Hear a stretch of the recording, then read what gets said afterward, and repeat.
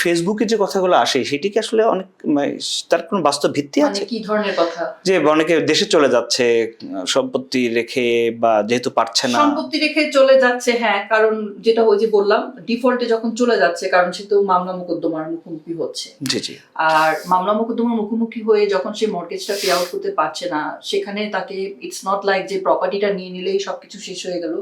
সেটা যে তাকে বাকি জীবনটাও টানতে হবে। এটা তার ক্রেডিট স্কোরের উপর ইম্প্যাক্ট করবে, ভবিষ্যতে কোনো ইনভেস্টমেন্টেও বাধা আসবে বিকজ অফ সেই তার মামলা বা ডিফল্ট যেটা আমরা বলি, ডিফল্টের কারণে।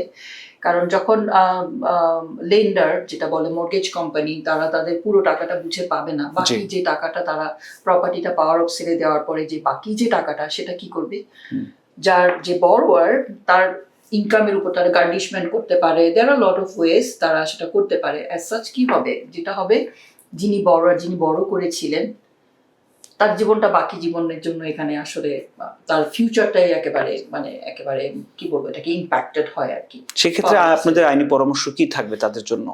ওই যে বললাম, প্রথমেই চেষ্টা যেটা করতে হবে, যদি আমি আসলেই দেখি যে কোনোভাবেই আমি আর কন্টিনিউ করতে পারবো না, সেক্ষেত্রে প্রথমেই চেষ্টা করা উচিত প্রপার্টিটা বিক্রি করে দিয়ে লেন্ডারকে পরিশোধ করে দিয়ে সেটা থেকে বেরিয়ে আসা।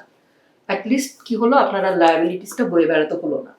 আরেকটা হতে পারে, আপনি যদি রিফাইন্যান্স করে নতুন মর্টগেজ এনে সেটাকে করতে পারেন, ডিপেন্ড করে এখন যেহেতু মার্কেট ভ্যালুটা এখন কম আসছে, সেই সক্ষমতার জায়গায় পৌঁছানো, হ্যাঁ সেই জায়গাটার কারণে বা সেই রিজনের জন্য রিফাইন্যান্সের বিষয়টা খুব বেশি এখন প্রায়োরিটি পাচ্ছে না। তো ওইটাই আর কি, মালিকানা পরিবর্তন করে যদি সেল করে যদি ওখান থেকে অব্যাহতি পাওয়া যায় তাহলে তো ভালো কথা, তাহলে কিন্তু ওই লায়াবিলিটিটাকে সেটা সুযোগ তো রয়েছেই। সুযোগ রয়েছে ডেফিনেটলি। আচ্ছা, মানে বিক্রি করে দিয়ে কারোর কাছে সে একটা, হ্যাঁ, প্রোভাইডেড যে টাকাটা পাচ্ছে ওটা দিয়ে সে লেন্ডারকে পে করে দিতে পারছে।